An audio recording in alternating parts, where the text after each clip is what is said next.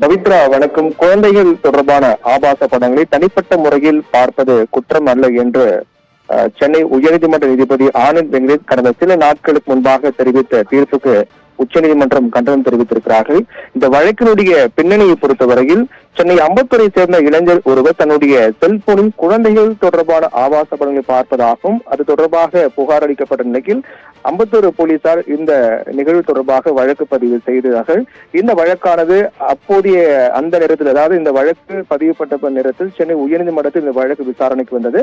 வழக்கை விசாரித்த நீதிபதி ஆனந்த் வெங்கடேஷ் இந்த வழக்கு தொடர்பாக பல்வேறு கருத்துக்களை தெரிவித்திருந்தார். அதில் குறிப்பாக ஆபாச படங்களை தனிப்பட்ட முறையில் பார்ப்பது சட்டப்படி குற்றம் இல்லை என்றும், அதுவும் குழந்தைகள் தொடர்பான ஆபாச படங்களை தனிப்பட்ட முறையில் பார்ப்பது குற்றம் அல்ல, அதை மற்றவர்களுக்கு பகிரதான் கூடாது, மற்றவர்களுக்கு பகிர்தல் அல்லது குழுவாக சேர்ந்து பார்த்தல் இது போன்ற நடவடிக்கைகள் தான் மேற்கொள்ளக்கூடாது, அதுதான் சட்டப்படி குற்றம் என்றும் தெரிவித்திருந்தார்.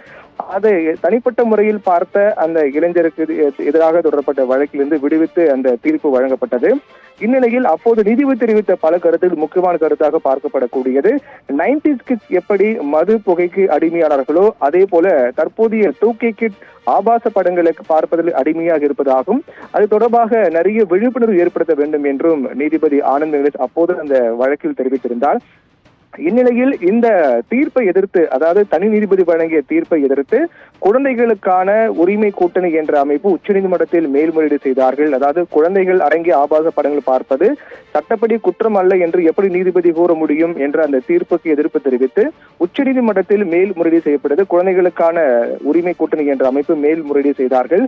இந்த வழக்கை விசாரித்த உச்சநீதிமன்றம் இந்த விவகாரத்தில் கடுமையான கண்டனங்களை பதிவு செய்திருக்கிறார்கள். குறிப்பாக குழந்தைகள் அடங்கிய ஆபாச படங்களை தனிப்பட்ட முறையில் பார்ப்பது எப்படி குற்றம் அல்ல என்று ஒரு நீதிபதியால் கூற முடியும் என்றும், இது போன்ற ஒரு கொடுமை வேறு எங்கும் நடக்காது என்றும் நீதிமன்றம் தெரிவித்திருக்கிறார்கள்.